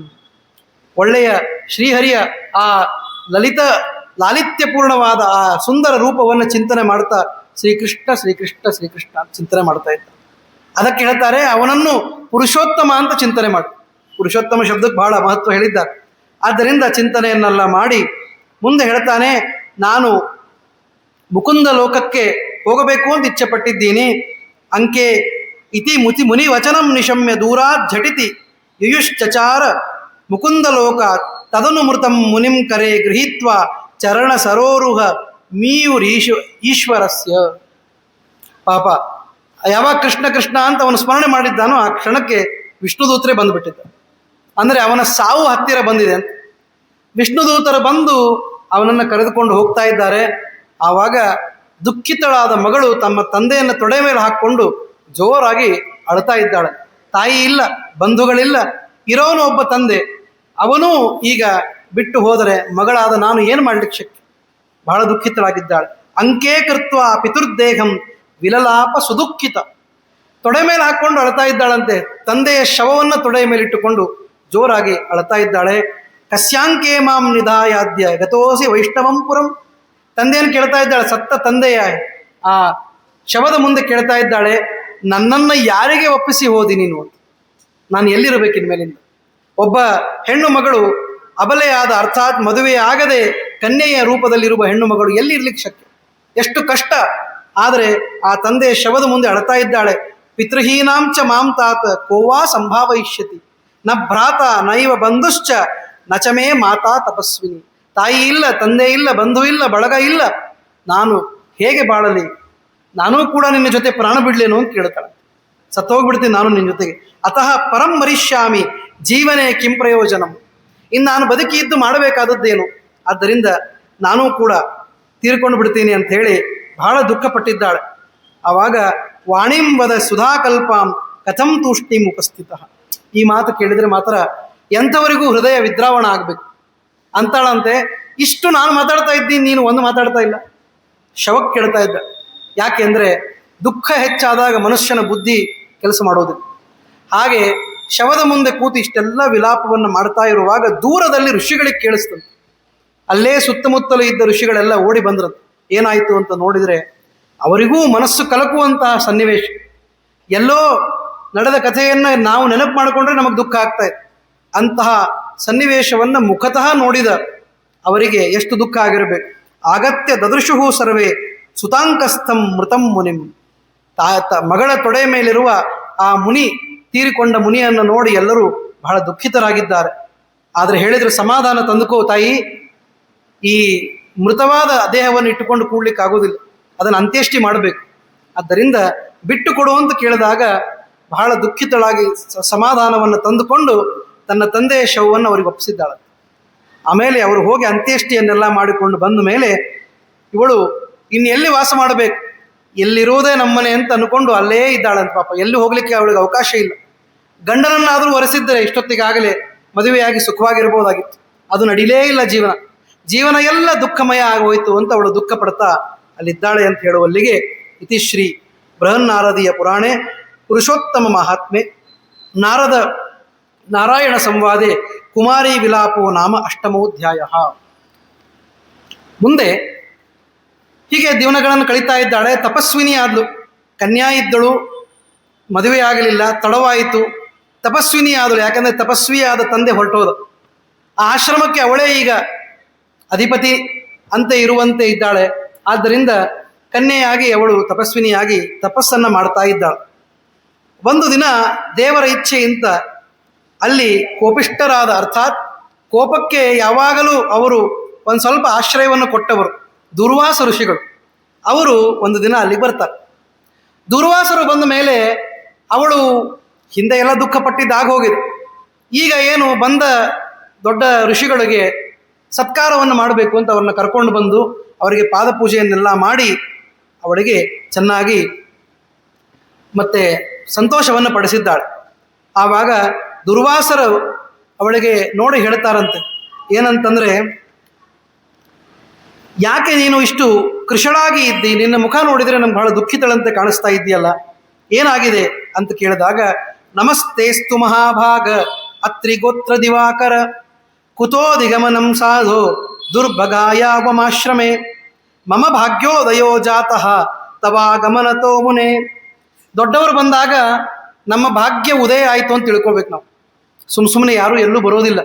ನಾವು ಅಂದ್ಕೊಳ್ತೀವಿ ಇವರೇನು ದಿನ ಬರೋರು ನಮ್ಮಲ್ಲಿ ಅಂತ ಅನ್ಕೋಬಾರ್ದು. ಅವರು ದೊಡ್ಡವರು ಅಂತ ಆದರೆ ಅದು ನಮ್ಮ ಭಾಗ್ಯೋದಯ ಅಂತ ತಿಳ್ಕೊಬೇಕು. ಆದ್ದರಿಂದ ಅತ್ರಿ ಗೋತ್ರದ ದಿವಾಕರರಂತೆ ಸೂರ್ಯರಂತೆ ಇರುವಂತಹ ಈ ದುರ್ವಾಸ ಋಷಿಗಳು ಸಾಕ್ಷಾತ್ ಅತ್ರಿ ಅನಸೂಯಾದೇವಿಯ ಮಗ ಇವರು. ಅವರು ಬಂದಿದ್ದಾರೆ ಅಂದರೆ ನನ್ನ ಇವತ್ತು ಭಾಗ್ಯೋದಯ ಆಯಿತು ಅಂತ ಅವರಿಗೆ ಮತ್ತೆ ಮತ್ತೆ ನಮಸ್ಕಾರವನ್ನು ಮಾಡ್ತಾ ಇದ್ರು. ಸಂಭಾವಯಿತು ಮಾಮೇವ ಹ್ಯಾಗತೋ ಮುನಿ ಸತ್ತಮಃ. ಈ ಋಷಿಗಳು ಬಂದಿದ್ದು ಅದಕ್ಕೆ ಅಂದರೆ ಇಷ್ಟು ದಿನ ಕಷ್ಟಪಟ್ಟಿದ್ದಕ್ಕೆ ಇವರು ಬಂದಿದ್ದಾರೆ ಅಂದರೆ ನನಗೆ ಅನುಗ್ರಹ ಮಾಡಲಿಕ್ಕೆ ಬಂದಿದ್ದಾರೆ, ನನಗೇನಾದರೂ ಉಪದೇಶವನ್ನು ಮಾಡ್ತಾರೆ ಅಂತ ಅವಳು ಬಹಳ ಸಂತೋಷಪಟ್ಟಿದ್ದಾಳೆ. ಸ್ಪೃಶಂತ್ಯ ಸಫಲಂ ಜನ್ಮ ಸಫಲಂ ಚಾದ್ಯಮೇ ವ್ರತಂ. ಇಷ್ಟು ದಿನ ಕಷ್ಟಪಟ್ಟು ತಂದೆ ಇಲ್ಲದೇ ಇದ್ದರೂ ಕೂಡ ಇಲ್ಲೇ ಇದ್ದು ತಪಸ್ವಿನಿಯಂತೆ ನಾನು ಇದ್ದಿದ್ದು ಸಾರ್ಥಕ ಆಯಿತು. ಇವತ್ತು ಇಂಥ ಮಹಾನುಭಾವರು ನಮ್ಮಲ್ಲಿ ಬಂದಿದ್ದಾರೆ ಎಂದಾಗ ದುರ್ವಾಸರು ಹೇಳ್ತಾರಂತೆ, ಮೇಧಾ ಋಷೇತ್ ಸುತಪಸಃ ಫಲಮೇತಾದೃಶೀ ಸುತ. ನಿನ್ನಂಥ ಮಗಳು ಎಲ್ಲರಿಗೂ ಸಿಗೋದಿಲ್ಲವ. ಯಾಕೆ ಅಂದರೆ ನಮ್ಮ ಮೇಧಾವಿ ಅಂತ ಯಾವ ಋಷಿಗಳಿದ್ರು ಅವರ ಪೂರ್ಣ ತಪಸ್ಸಿನ ಫಲವೇ ನೀನು ಅಂತ ಕಾಣಿಸ್ತದೆ ನನಗೆ. ಯಾಕೆಂದರೆ ತಂದೆ ಇಲ್ಲ ಅಂತ ಏನು ಬೇಕಾದ್ರೂ ಮಾಡ್ಬೋದಾಗಿತ್ತು. ಹೇಳೋರಿಲ್ಲ ಕೇಳೋರಿಲ್ಲ. ಕೇಳೋರು ಇದ್ದಾಗಲೇ ಮಕ್ಕಳು ಚೆನ್ನಾಗಿ ನಡ್ಕೊಳ್ಳೋದಿಲ್ಲ. ಅಂತಹ ಪ್ರಸಂಗ ಇದ್ದಾಗ ಯಾರೂ ನಮ್ಮನ್ನು ನೋಡೋರಿಲ್ಲ ಅಂದರೆ ಹೆಣ್ಣು ಮಕ್ಕಳು ಏನು ಬೇಕಾದ್ರೂ ಮಾಡ್ಬೋದಾಗಿತ್ತು. ಮಾಡಲಿಲ್ಲ. ತಪಸ್ವಿನಿಯಾಗಿ ಅದೇ ಆಶ್ರಮದಲ್ಲಿ ತಂದೆ ಹಾಕಿಕೊಟ್ಟ ಆ ಪುಣ್ಯವನ್ನು ಇನ್ನೂ ಬೆಳೆಸ್ತಾ ಇದ್ದಾಳೆ. ಅದಕ್ಕಾಗಿ ಅಂತಾರೆ, ಇಂತಹ ಮಕ್ಕಳು ಹುಟ್ಟೋದು ಎಲ್ಲೋ ಒಬ್ಬರು. ಅದಕ್ಕಾಗಿ ಆ ಮೇಧಾ ಋಷಿಯ ಒಳ್ಳೆಯ ತಪಸ್ಸಿನ ಫಲವೇ ನೀನು ಅಂತ ಕಾಣಿಸ್ತದೆ. ನಾನು ಹೀಗೆ ಸುಮ್ಮನೆ ಹೋಗ್ತಾ ಇದ್ದೆ.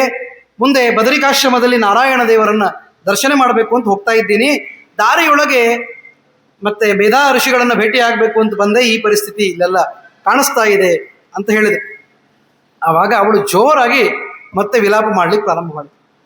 ನನ್ನ ತಂದೆ ತಾಯಿಗಳು ಎಲ್ಲರೂ ಮೃತರಾಗಿದ್ದಾರೆ, ಯಾರೂ ಜೊತೆಗಾರರು ಇಲ್ಲ, ನನಗೆ ಮದುವೆ ಆಗಬೇಕು ಅಂತ ಬಹಳ ಅಪೇಕ್ಷೆ ಇತ್ತು, ಆದರೆ ಏನು ಮಾಡೋದು, ಮದುವೆ ಆಗಲಿಕ್ಕೂ ಆಗಲಿಲ್ಲ. ನಾನು ಹೀಗೆ ಇಷ್ಟು ದಿನ ಕಾಲ ಕಳೆದೆ, ಇನ್ನೂ ಮುಂದೆ ಹೀಗೆ ಇರ್ತೀನಿ ಅಂತ ಹೇಳಲಿಕ್ಕಾಗೋದಿಲ್ಲ. ಯಾಕೆಂದರೆ ನಾನು ಮನಸ್ಸನ್ನು ಗಟ್ಟಿ ಆಡಿಕೊಂಡು ಇದ್ದರೂ ಕೂಡ ಜಗತ್ತು ಹಾಗೆ ಇರಬೇಕಲ್ಲ. ನಾವು ಚೆನ್ನಾಗಿ ಗಾಡಿ ಓಡಿಸಿದರೆ ಸಾಲೋದಿಲ್ಲ, ಬೇರೆಯವರು ಚೆನ್ನಾಗಿ ಗಾಡಿ ಓಡಿಸ್ಬೇಕು, ಇಲ್ಲಾಂದರೆ ಆಕ್ಸಿಡೆಂಟ್ ಆಗ್ತದೆ. ಹಾಗೆ ನಾನು ಚೆನ್ನಾಗಿ ಇರಬೇಕು ಅಂತ ಅಪೇಕ್ಷೆ ಪಟ್ಟರೂ ಕೂಡ ಅತಃಪರಂ ಭವಿಷ್ಯಾಮಿ ವೃಷಲೀತಿ ಮಹದ್ ಭಯಂ, ನನ್ನಿಂದ ಏನಾದರೂ ತಪ್ಪು ನಡೆದು ಹೋದರೆ ಏನು ಮಾಡೋದು, ಅದಕ್ಕಾಗಿ ಭಯವಾಗ್ತಾ ಇದೆ. ನೀವು ನನಗೆ ಒಂದು ಅನುಗ್ರಹವನ್ನು ಮಾಡಿ ಯಾವ ಕೆಲಸವನ್ನು ಮಾಡಿದರೆ ನಾನು ಉದ್ಧಾರವಾಗ್ತೇನೆ, ನನಗೆ ಮದುವೆ ಆಗ್ತದೆ, ಅದನ್ನು ಹೇಳ್ರಿ ಅಂತ ಕೇಳ್ತಾರೆ. ಈಗೂ ಆ ಮದುವೆಯ ಇಚ್ಛೆಯನ್ನು ಅವಳು ಕಳ್ಕೊಂಡಿಲ್ಲ, ಆಗಬೇಕು ಅಂತ ಅಪೇಕ್ಷೆ. ಹೀಗಾಗಿ ಹೇಳ್ತಾಳೆ. ಆವಾಗ ಇತಿಶ್ರೀ ಬೃಹನ್ನಾರದೀಯ ಪುರಾಣೆ ಪುರುಷೋತ್ತಮ ಮಾಹಾತ್ಮೆ ದುರ್ವಾಸಸ ತಪೋವನ ಆಗಮನಂ ನಾಮ ನವಮೋಧ್ಯಾಯ. ಮುಂದೆ ಕುಮಾರಿ ಆ ಹುಡುಗಿ ಈ ರೀತಿಯಾಗಿ ಕೇಳಿದಾಗ ದುರ್ವಾಸರಂತಾರೆ, ಶೃಣು ಸುಂದರಿ ವಕ್ಷ್ಯಾಮಿ ಗುಹ್ಯಾತ್ ಗುಹ್ಯತರಂ ಮಹತ್ ಆಖ್ಯೇಯಂ ನೈವ ಕಸ್ಯಾಪಿ ತ್ವದರ್ಥಂ ತು ವಿಚಾರಿತಂ. ನಾನು ಹೆಚ್ಚಾಗಿ ಸುಮ್ಮನೆ ಉಪದೇಶ ಮಾಡೋದಿಲ್ಲ, ಯಾಕೆಂದರೆ ಕೇಳಿದರೆ ಉಪದೇಶ ಮಾಡಬೇಕು ಅಂತ ಶಾಸ್ತ್ರ ಇದೆ, ಕೇಳದೆ ಹೇಳಬಾರ್ದು. ಅದಕ್ಕಾಗಿ ನೀನು ಕೇಳ್ತಾ ಇದ್ದಿ, ನಿನಗೋಸ್ಕರ ಒಂದು ಮಾತು ಹೇಳ್ತಾ ಇದ್ದೀನಿ ನೋಡಿ. ಏನಂತಂದರೆ, ನೀನು ಪುರುಷೋತ್ತಮ ಮಾಸವನ್ನು ಮತ್ತೆ ಚೆನ್ನಾಗಿ ಆಚರಣೆ ಮಾಡು. ಇಷ್ಟರಲ್ಲೇ ಬರ್ತಾ ಇದೆ ಆ ಪುರುಷೋತ್ತಮ ಮಾಸ. ಅಧಿಕ ಮಾಸಕ್ಕಿಂತ ಮುಂಚೆ ಬಂದಿದ್ದಾರೋ, ಸ್ವಲ್ಪ ಹೊತ್ತಿನಲ್ಲಿ ಅಧಿಕ ಮಾಸ ಬರುವುದಿದೆ. ಅದು ಬಂದಾಗ ಒಳ್ಳೆಯ ಉಪಚಾರವನ್ನು ಅರ್ಥಾತ್ ಚರಣವನ್ನು ಮಾಡು ಚೆನ್ನಾಗಿ, ಆವಾಗ ನಿನಗೆ ಒಳ್ಳೆಯ ಉದ್ಧಾರವಾಗುತ್ತೆ. ಇತಸ್ತೃತೀಯ ಸುಭಗೇ ಮಾಸಸ್ತು ಪುರುಷೋತ್ತಮ ಏತತ್ತುಲ್ಯೋ ನಕೋಪ್ಯನ್ಯ ಕಾರ್ತಿಕಾದಿಶು ಸುಂದರಿ. ಕಾರ್ತಿಕ ಮಾಸ, ವೈಶಾಖ ಮಾಸ ದೊಡ್ಡ ದೊಡ್ಡ ಮಾಸಗಳು ಅಂತ ಕರೆಸಿಕೊಳ್ತವೆ. ಮಾಘ ಮಾಸ, ಆ ಎಲ್ಲ ಮಾಸಗಳು ಕೂಡ ಇದರ 16 ಅಂಶವೂ ಅಲ್ಲ ಅಂತ ಹೇಳ್ಬಿಟ್ಟು ಕಲಾಂ ನಾರ್ಹಂತಿ ಷೋಡಶಿ. ಆದ್ದರಿಂದ ಪುರುಷೋತ್ತಮ ಮಾಸಕ್ಕೆ ಸಮವಾದದ್ದು ಯಾವುದೂ ಇಲ್ಲ. ಅಲ್ಲಿ ನೀನು ಚೆನ್ನಾಗಿ ಉಪಾಸನೆಯನ್ನು ಮಾಡು. 12 ವರ್ಷ ಗಂಗಾ ಸ್ನಾನ ಮಾಡಿದರೆ ಏನು ಪುಣ್ಯ ಬರಬೇಕು, ಗೋದಾವರಿಯ ಆ ನದಿಯಲ್ಲಿ ಸ್ನಾನ ಮಾಡಿದರೆ ಅರ್ಥಾತ್ ಸಿಂಹರಾಶಿಯಲ್ಲಿ ಗುರುವಿನಲ್ಲಿ ಸಿಂಹರಾಶಿ ಇದ್ದಾಗ ಅಲ್ಲ, ಸಿಂಹ ರಾಶಿಯಲ್ಲಿ ಗುರು ಇದ್ದಾಗ ಯಾವ ಪುಣ್ಯ ಬರ್ತದೋ ಗೋದಾವರಿ ಸ್ನಾನದಿಂದ, ಆ ಎಲ್ಲ ಪುಣ್ಯ ಕೇವಲ ಪುರುಷೋತ್ತಮ ಮಾಸದ ಒಂದು ಉಪಾಸನೆಯಿಂದ ಬರ್ತದೆ.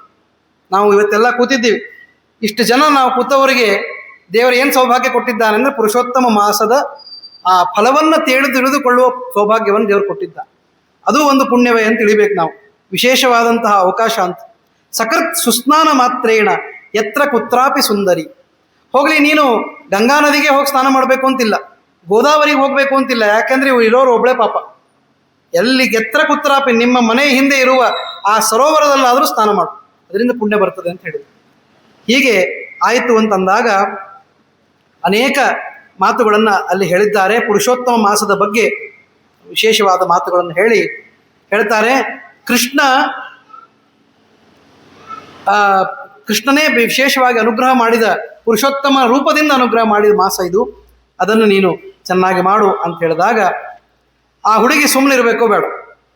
ಆ ಹುಡುಗಿ ಏನು ಹೇಳಿದ್ದು ಅಂದರೆ, ಅವರು ಹೇಳಿದ ಮಾತನ್ನು ಕೇಳಿ 3 ತಿಂಗಳಿಗೆ ಬಂದ ಪುರುಷೋತ್ತಮ ಮಾಸದಲ್ಲಿ ಉಪಾಸನೆ ಮಾಡಿದರೆ ಮುಗಿದು ಹೋಗ್ತಾ ಇತ್ತು, ಮದುವೆ ಆಗ್ತಾ ಇತ್ತು, ಆರಾಮಾಗಿರ್ತಾ ಇತ್ತು. ಆದರೂ ಮಕ್ಕಳಿಗೆ ಸ್ವಾಭಾವಿಕವಾದ, ಮಕ್ಕಳು ಅಂದರೆ ಹೆಣ್ಣು ಮಕ್ಕಳಿಗೆ ಸ್ವಾಭಾವಿಕವಾಗಿ ಇರುವ ಒಂದು ಕುತೂಹಲದಿಂದ ಜೋರಾಗಿ ಒಂದಿಷ್ಟು ಪ್ರಶ್ನೆಗಳನ್ನು ಮಾಡಿದ್ದಂತೆ. ಅಲ್ಲ ಸ್ವಾಮಿ, ನಮ್ಮ ಗುರುಗಳು ಅರ್ಥಾತ್ ನಮ್ಮ ತಂದೆ ಇದ್ದಾಗ ಕಾರ್ತಿಕ ಮಾಸ ಬಂತು ಅಂದರೆ ಬೇಕಾದಷ್ಟು ಉಪಾಸನೆ ಮಾಡೋರು, ಮಾಘ ಮಾಸ ಬಂತು ಅಂದರೆ ಉಪಾಸನೆ ಮಾಡುವವರು, ದೊಡ್ಡ ದೊಡ್ಡ ದೇವತೆಗಳನ್ನೆಲ್ಲ ಸೇವೆ ಮಾಡುವರು. ಒಂದು ದಿನ ಈ ಪುರುಷೋತ್ತಮ ಮಾಸ ಬಗ್ಗೆ ಹೇಳಲಿಲ್ಲ ನಮಗೆ. ಮತ್ತೆ ಅಂತಹ ಎಲ್ಲ ದೊಡ್ಡ ದೊಡ್ಡ ಮಾಸಗಳನ್ನಕ್ಕಿಂತ ದೊಡ್ಡದು ಅಂತ ಇದನ್ನು ನೀವು ಅಂತ ಇದ್ದೀರಿ ಅಂದರೆ ಅದು ಸರಿನಾ? ಇಷ್ಟೆಲ್ಲ ಮಾಡಿ ನಾನು ಆ ಪುರುಷೋತ್ತಮ ಮಾಸದಿಂದೇ ಪಡಿಬೇಕಾ? ಯಾಕೆ ರುದ್ರದೇವರು ಅನುಗ್ರಹ ಮಾಡೋದಿಲ್ಲ? ರುದ್ರದೇವರೇ ಅವರು ಎದುರಿಗೆ ಬಂದಂತಹ ದುರ್ವಾಸರು ರುದ್ರಾಂಶರೇ, ಅವರಿಗೆ ಕೇಳ್ತಾ ಇದ್ದಾಳೆ, ರುದ್ರದೇವರು ಅನುಗ್ರಹ ಮಾಡೋದಿಲ್ಲೇನು, ಗಣಪತಿ ಅನುಗ್ರಹ ಮಾಡೋದಿಲ್ಲೇನು? ಹೀಗೆ ಅನೇಕ ರೀತಿಯಲ್ಲಿ ಪ್ರಶ್ನೆಗಳನ್ನು ಕೇಳಿದ್ದಾರೆ. ನಮ್ಮ ದುರ್ವಾಸರಿಗೆ ಪ್ರಶ್ನೆ ಕೇಳಿದರೆ ಸಿಟ್ಟು ಬರ್ತದೆ. ಅವರಿಗೆ ಉತ್ತರ ಕೊಟ್ಟು ಗೊತ್ತಿದೆ. ಪ್ರಶ್ನೆ ತಿರುಗಿ ಕೇಳಿದರೆ ಮಾತ್ರ ಅವರಿಗೆ ಶೀಘ್ರ ಕೋಪಿಗಳು, ಅವರಿಗೆ ಸಿಟ್ಟು ಬಂದುಬಿಡುತ್ತೆ.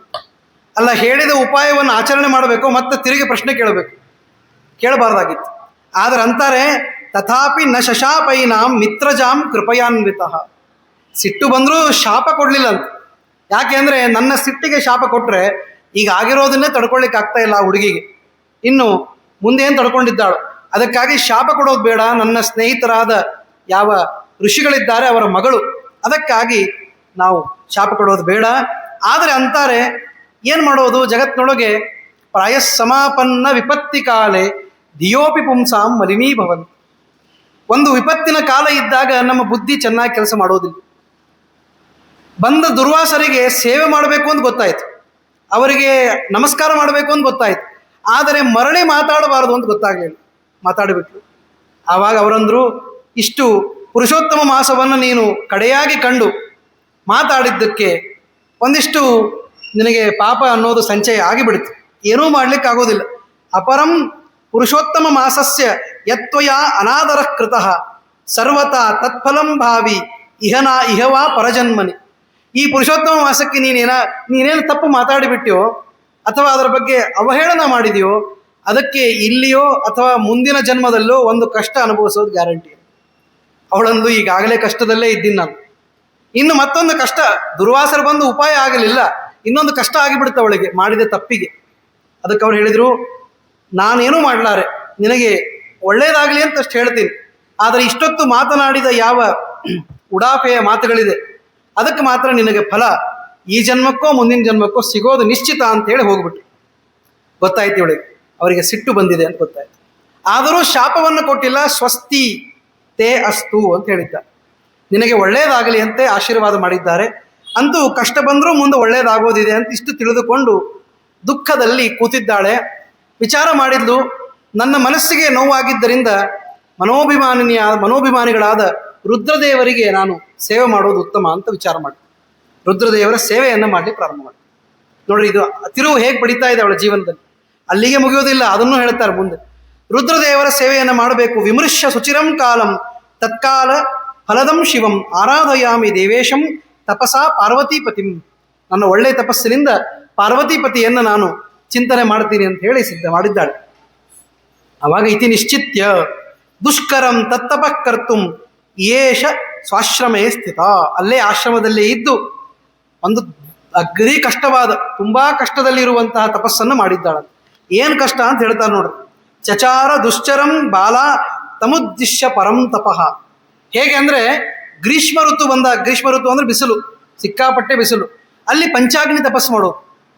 ಪಂಚಾಗ್ನಿನಾಂಚ ಮಧ್ಯೆ ಸಾ ಸ್ಥಾಯಿನಿ ಗ್ರೀಷ್ಮಗೆ ರವವು. ಇನ್ನು ಹೇಮಂತ ಋತು ಬಂದಾಗ, ಹೇಮಂತ ಋತು ಅಂದರೆ ಡಿಸೆಂಬರ್ ಜನವರಿ, ಆ ಕಾಲದಲ್ಲಿ ಸಿಕ್ಕಾಪಟ್ಟೆ ಚಳಿ ಇರ್ತದೆ. ಆವಾಗ ಶೀತವಾರ್ಯಂತರ ಸ್ಥಿತ, ಒಳ್ಳೆಯ ತಂಪು ನೀರಿನಲ್ಲಿ ಕೂತು ತಪಸ್ಸು ಮಾಡೋದು.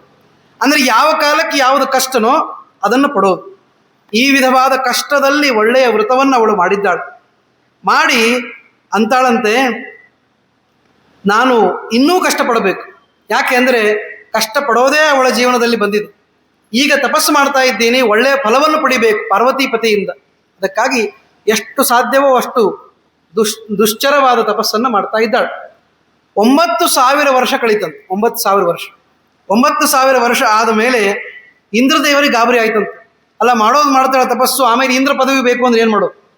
ಅದಕ್ಕಾಗಿ ಬೇಗ ಅನುಗ್ರಹ ಮಾಡುವಂತ ರುದ್ರದೇವರಿಗೆ ಅವರೇ ಪ್ರಾರ್ಥನೆ ಮಾಡಿದರು. ಆವಾಗ ರುದ್ರದೇವರು ಬಂದು ಅಲ್ಲಿ ಆಶೀರ್ವಾದವನ್ನು ಮಾಡಿ ಪ್ರತ್ಯಕ್ಷವಾಗಿ ಕಾಣಿಸಿಕೊಂಡಿದ್ದಾರಂತೆ. ವವಂದೇ ಗಿರಿಜಾಪತಿಂ. ಅವಳು ಆ ಗಿರಿಜಾಪತಿಯಾದ ರುದ್ರದೇವರಿಗೆ ನಮಸ್ಕಾರವನ್ನು ಮಾಡಿದ್ದರು. ಮಾಡಿ ಹೇಳ್ತಾಳೆ, ಶೈಲಜಾ ವಲ್ಲಭ ಪ್ರಾಣನಾಥ ಗೌರೀಶ ಶಂಭೋ, ನನಗೆ ಅನುಗ್ರಹ ಮಾಡು ಸ್ವಾಮಿ. ದಯಾನಾಥ ಭೂತೇಶ ಚಂಡೀಶ ಭವ್ಯ ಭವತ್ರಾಣ ಮೃತ್ಯುಂಜಯ ಪ್ರಾಣನಾಥ, ಎಲ್ಲ ಹೆಸರು ಹೇಳಿಬಿಟ್ರು. ಅಂದರೆ ಅವಳಿಗೆ ಏನೇನು ಆಗಬೇಕಾಗಿತ್ತು ಅದೆಲ್ಲ ಹೇಳಿದ್ದು. ಮೃತ್ಯುಂಜಯ ಅಂತ ಹೇಳಿದ್ದು. ಪ್ರಾಣನಾಥ ಬೇಕಾಗಿತ್ತು ಮದುವೆ, ಅದಕ್ಕಾಗಿ ಪ್ರಾಣನಾಥ ಅಂತ ಅವನು ಕರೆದು. ಅಂದರೆ ಯಾವ್ಯಾವುದು ಅಪೇಕ್ಷೆ ಇದೆಯೋ ಅದನ್ನು ಆ ರುದ್ರದೇವರಿಗೆ ಕರೆಯೋದರ ಮೂಲಕವಾಗಿ ತಾನು ವ್ಯಕ್ತಪಡಿಸ್ತಾ ಇದ್ದಾಳೆ.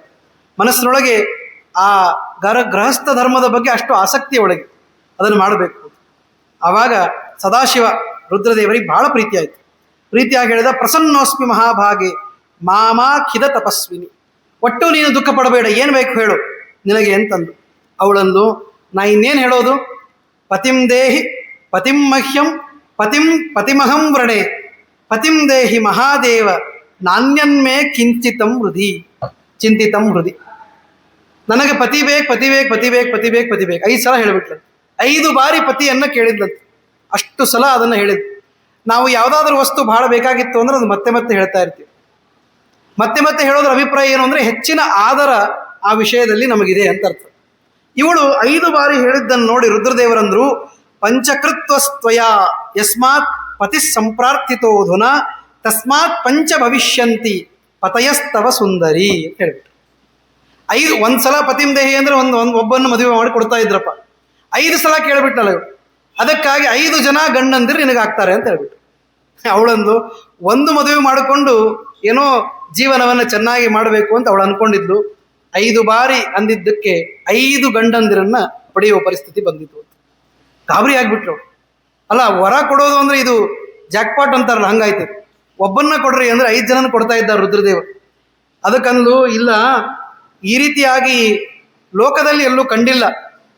ಒಬ್ಬ ಗಂಡಸು 5 ಹೆಣ್ಣು ಮಕ್ಕಳನ್ನ ಮದುವೆ ಆಗಿದ್ದನ್ನು ನಾನು ನೋಡಿದ್ದೀನಿ, ಆದರೆ ಒಬ್ಬ ಹೆಣ್ಣು ಮಗಳು 5 ಗಂಡಂದಿರನ್ನು ಪಡೆದದ್ದನ್ನು ನಾನು ನೋಡಿಲ್ಲ. ರುದ್ರದೇವರೇ ಏನು ಹೇಳ್ತಾ ಇದ್ದೀರಿ ನೀವು ಅಂತ ಕೇಳಿ ಗಾಬರಿ ಆಗಿಬಿಟ್ಟು. ಆವಾಗ ರುದ್ರದೇವರು ಹೇಳ್ತಾರೆ, ಇಲ್ಲ, ನಾನು ಹೇಳಿದ್ದು ಪಂಚಭರ್ತೃಕ ಅಂತ, ಅದು ಈ ಜನ್ಮದಲ್ಲಿ ಅಲ್ಲ, ಮುಂದಿನ ಜನ್ಮದಲ್ಲಿ ಅಂತ ಹೇಳಿದರು.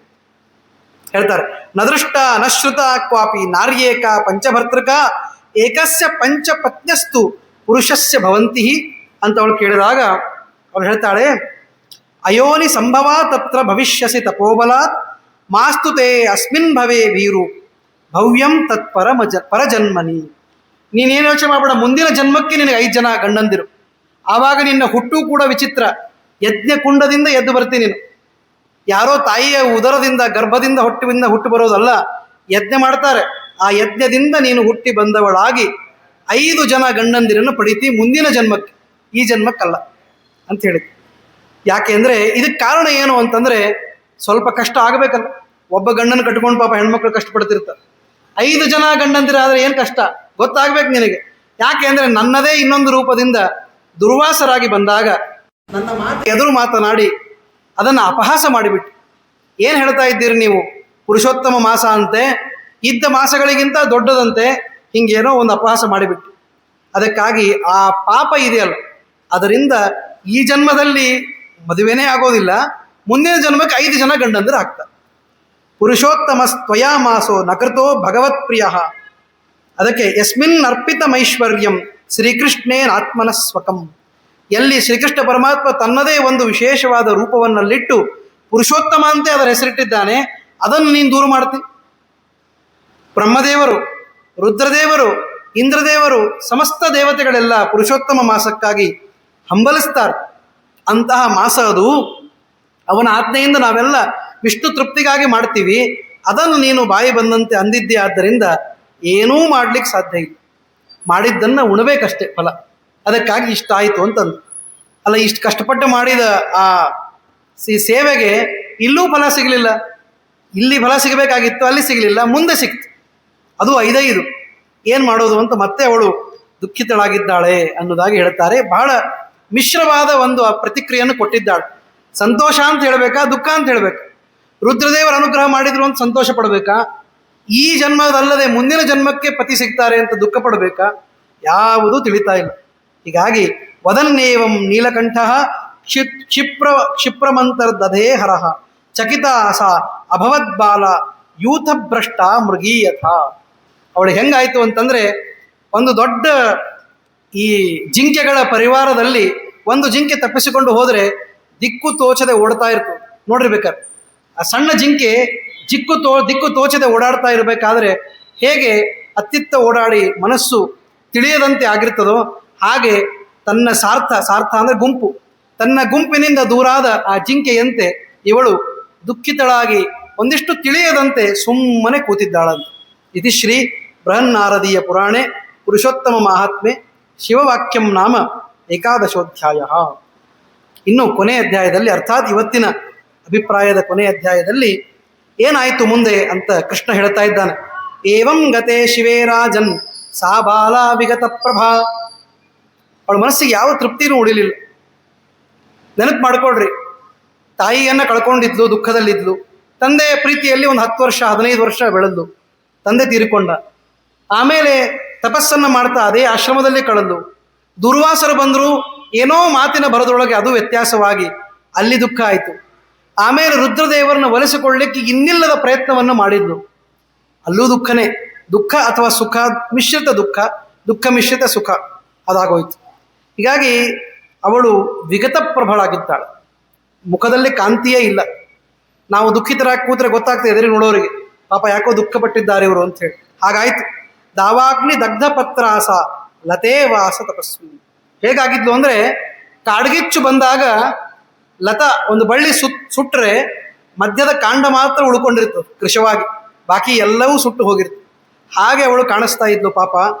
ಆವಾಗ ಇತಿ ಕಾಲೇನ ಬಲಿನ ವಶಂ ನೀತ ತಪಸ್ವಿನಿ. ಹೀಗೆ ಕಾಲವನ್ನು ಹಂಗೆ ಕಳೀತಾ ಇದ್ದಾಗ ಒಂದು ದಿನ ಅವಳಿಗೆ ಮರಣವಂತೂ ಬಂತು. ತದಾನೀಂ ಏವ ಧರ್ಮಿಷ್ಠೋ ಯಜ್ಞಸೇನೋ ನರಾಧಿಪ. ಅವಳು ಸತ್ತು ಹೋದ ಮೇಲೆ ಆ ಕಾಲ ಮುಗೀತು. ಅದೇ ಸಮಯಕ್ಕೆ ದೂರದ ದ್ರುಪದ ರಾಜ, ದ್ರುಪದ ಮಹಾಭಾರತದ ಕಥೆ ಇದೆ. ದ್ರುಪದ ರಾಜನಿಗೆ ಹೆಸರಿದೆ, ಯಜ್ಞಸೇನ ಅಂತ ಅವನ ಹೆಸರು. ಆ ಯಜ್ಞಸೇನ ಅಂತ ಕರೆಸಿಕೊಳ್ಳುವ ದ್ರುಪದ ರಾಜ ಒಂದು ದೊಡ್ಡದಾದ ಯಜ್ಞವನ್ನು ಮಾಡ್ತಾ ಇದ್ದಾನೆ. ಆ ಯಜ್ಞವನ್ನು ಮಾಡ್ತಾ ಇರುವ ದ್ರುಪದ ರಾಜನ ಯಜ್ಞ ಕುಂಡದಿಂದ ಕುಮಾರಿ ಹುಟ್ಟಿ ಬಂದಿದ್ದಾಳೆ. ಯಾಜ್ಞಸೇನಿ ಅಂತ ಅದಕ್ಕೆ ಕರೀತಾರೆ. ಈ ದ್ರೌಪದಿಗೆ ಇನ್ನೊಂದು ಹೆಸರಿದೆ, ಅವಳ ಹೆಸರು ಯಾಜ್ಞಸೇನಿ, ಯಜ್ಞಸೇನನ ಮಗಳು ಅಂತ. ಹೀಗಾಗಿ ಹೇಳ್ತಾರೆ, ತದ್ಯಜ್ಞ ಕುಂಡಾದ್ ಉದ್ಭೂತ ಕುಮಾರಿ ಕನಕಪ್ರಭಾ. ಹುಟ್ಟಿದಾಗ ಅವಳು ಹೇಗೆ ಕಾಣಿಸ್ತಾ ಇದ್ಲು ಅಂದರೆ ಒಳ್ಳೆ ಬಂಗಾರದ ಮೈಬಣ್ಣ. ಮತ್ತೆ ಮಗಳು ಅಂದರೆ ಏನು ಸಣ್ಣ ಕೂಸಲ್ಲ, ಅವಳು ಪೂರ್ಣ ಸುಂದರಿಯಾಗಿ ತಯಾರಾಗಿ ಇನ್ನೇನು ಮದುವೆ ಮಾಡಿಕೊಡ್ಬೇಕು ಆ ಥರ ಸುಂದರಿಯಾಗಿ ಬಂದಿದ್ದಾಳೆ. ಕುಮಾರಿ ಕನಕಪ್ರಭಾ ಸೇಯಂ ದ್ರುಪದ ಶಾರ್ದೂಲ ತನಯ ಪ್ರತಿತಾ ಭುವಿ. ಅವಳೇ ಇವಳು ಅಂತ ಅರ್ಜುನನಿಗೆ ತೋರಿಸ್ತಾ ಇದ್ದ. ಅಲ್ಲಿಂದ ಕಥೆ ಇಲ್ಲಿಗೆ ಬಂತೀಗ. ಅರ್ಜುನನಿಗೆ ಹೇಳ್ತಾ ಇದ್ದಾನೆ ಕೃಷ್ಣ ಇಷ್ಟೆಲ್ಲ ಕಥೆಯನ್ನ. ಈಗ ಹೇಳ್ತಾಳೆ, ನೋಡಪ್ಪ ಆ ಕಥೆಯೊಳಗಿರುವ ಆ ಸುಂದರಿನೇ ನಿನ್ನ ಹೆಂಡತಿ, ನಿನ್ನ ಪಕ್ಕದೊಳಗೆ ಕೂತಾಳಲ್ಲ ಈ ದ್ರೌಪದಿ ಅಂತ. ಸೇಯಂ ಸ್ವಯಂವರೇ ರಾಜನ್ ಮತ್ಸ್ಯವೇದೆ ಕೃತೆ ಸತಿ ಲಬ್ಧಾರ್ಜುನೇನ ಪಾಂಚಾಲಿ ಕ್ಷುಭಿತೆ ರಾಜಮಂಡಲೆ.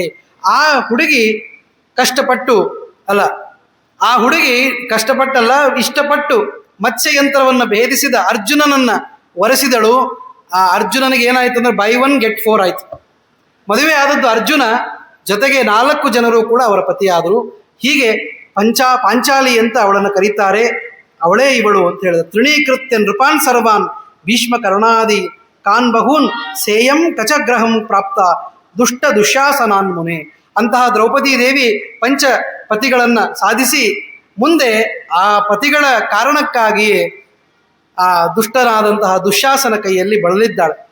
ಆವಾಗ ನಾನು ಅವಳಿಗೆ ವಸ್ತ್ರವನ್ನು ಕೊಟ್ಟು ಉದ್ಧಾರ ಮಾಡಿದ್ದೇನೆ, ಈ ಕಥೆ ನಿನಗೆಲ್ಲ ಗೊತ್ತಿದೆ ಅಂತ ಅರ್ಜುನನಿಗೆ ಸಮಗ್ರ ವೃತ್ತಾಂತವನ್ನೆಲ್ಲ ಹೇಳಿ ಕೊನೆಗೆ ಆ ವಿಷಯವನ್ನು ಕೃಷ್ಣ ತಿಳಿಸ್ತಾ ಇದ್ದಾನೆ.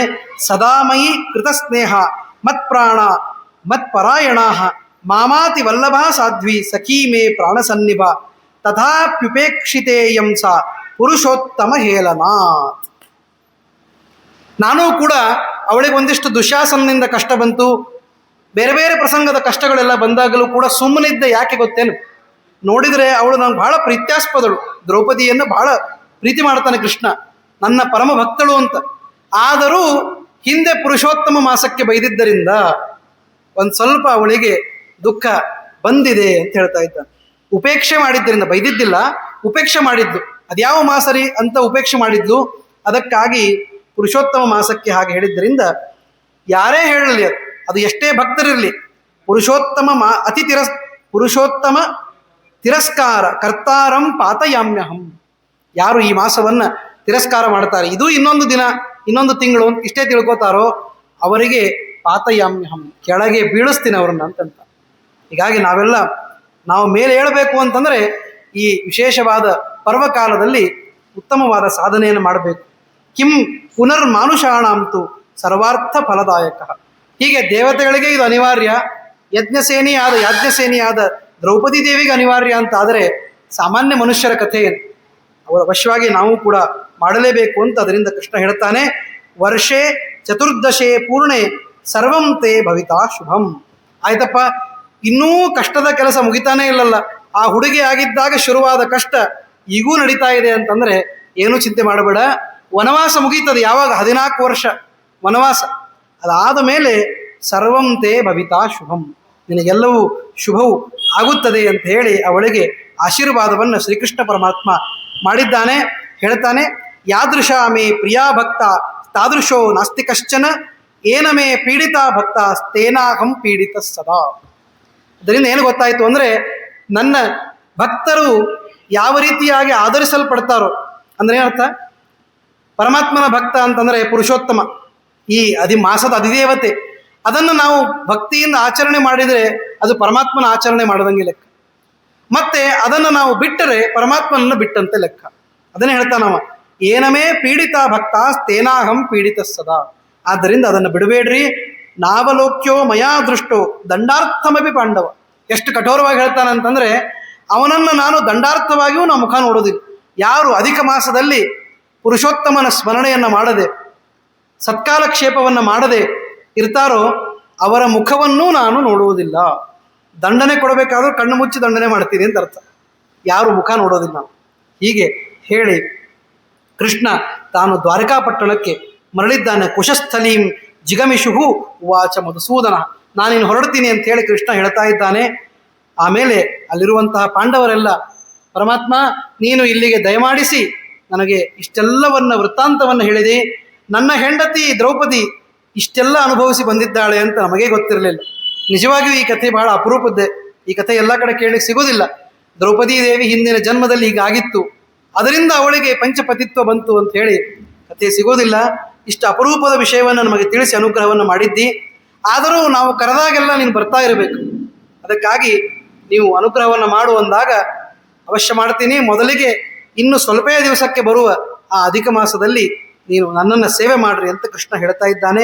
ಪುರುಷೋತ್ತಮೇ ಮನಃಕೃತ್ವ ಬ್ರಹ್ಮಾಶ್ರೀ ಭಗವತ್ಪ್ರಿಯೆ ಅನುಜಾನಾಹ ಕೃಷ್ಣಾಂಚ ವಿಶ್ವಕ್ಸೇನ ವಚಸ್ಮರನ್. ಸ್ವಲ್ಪ ದಿವಸ ಕಳೆಯಿತು. ಅಷ್ಟೊತ್ತಿಗೆ ಈ ಯಾರು ಅಣ್ಣನಾದಂತಹ ಯುಧಿಷ್ಠಿರ ನೆನಪು ಮಾಡ್ಕೊಳ್ತಾ ಇದ್ದಾನೆ. ಕೃಷ್ಣ ಹೇಳಿದ ನೆನಪಾಯ್ತಿಲ್ಲೋ, ಬಂತು ನೋಡು ಅಧಿಕ ಜ್ಯೇಷ್ಠ ಮಾಸ, ಇನ್ನು ಏನಾದರೂ ಒಳ್ಳೆಯ ಆಚರಣೆಯನ್ನು ಮಾಡೋಣ ನಾವು ಅಂಥೇಳಿ ಹೇಳಿದಾಗ ಒಂದೇ ಕಡೆಗೆ ಇದ್ದು ಅವರು ಪುರುಷೋತ್ತಮನನ್ನು ಪ್ರತಿನಿತ್ಯ ಅರ್ಚನೆಯನ್ನೆಲ್ಲ ಮಾಡಿ ಚತುರ್ದಶೆ ವರ್ಷೆ ಶ್ರೀಕೃಷ್ಣ ಕೃಪಯಾ ಭುನೆ. ಮುಂದೆ ಏನಾಯಿತು ಅಂದರೆ ಈ ಪೂಜೆಯನ್ನೆಲ್ಲ ಮಾಡಿದ್ದಕ್ಕೆ ಅವರ 14 ವರ್ಷ ಮುಗಿತಾ ಇದ್ದಂತೆ ಅವರಿಗೆ ಕೃಷ್ಣ ತನ್ನ ರಾಜ್ಯದ ಅನುಗ್ರಹವನ್ನು ಅವರಿಗೆ ಮಾಡಿದ್ದಾನೆ. ಆ ಕಾರಣಕ್ಕಾಗಿ ಪುತ್ರ ಪೌತ್ರ ಸುಖಂ ಚೈವ ಭುಕ್ತ್ವಾ ಭೋಗಾನ್ ಅನೇಕಶಃ ಜಗಾಮ ಭಗವಾನ್ ಲೋಕಂ ಅಗಮ್ಯಂ ಯೋಗಿನಾಮಪಿ. ಹೀಗೆ ಪುತ್ರ ಪೌತ್ರ ಧನಾದಿಗಳಿಂದ ಅವರು ಸಮೃದ್ಧರಾಗಿ ಪಾಂಡವರು ತಮ್ಮ ಜೀವನವನ್ನು ಮಾಡಲಿಕ್ಕೆ ಕಾರಣ ಏನಾಯಿತು ಅಂದರೆ ಆ ಅಧಿಕ ಮಾಸದಲ್ಲಿ ಮಾಡಿದ ಆ ಒಂದು ವಿಶೇಷವಾದ ಪೂಜೆ. ಆದ್ದರಿಂದ ಹೀಗೆ ಪಾಂಡವರಾದಿಯಾಗಿ ಎಲ್ಲರೂ ಮಾಡ್ತಾ ಇದ್ದಾರೆ ಅಂದಮೇಲೆ ಕುತೋ ಮನುಷ್ಯರಾದ ನಾವು ಮಾಡಬೇಕು ಅಂತ ಏನಾದರೂ ಮತ್ತೆ ಹೇಳಬೇಕಾ ನಿಮಗೆ? ಏನೂ ಹೇಳುವಷ್ಟಿಲ್ಲ, ನಾವು ಮಾಡಲೇಬೇಕು ಎಂಬುದಾಗಿ ಮನುಷ್ಯರಿಗೆ ಇದರ ಅಭಿಪ್ರಾಯವನ್ನು ಅರುತ್ತಾ ಇದ್ದಾನೆ ಪರಮಾತ್ಮ.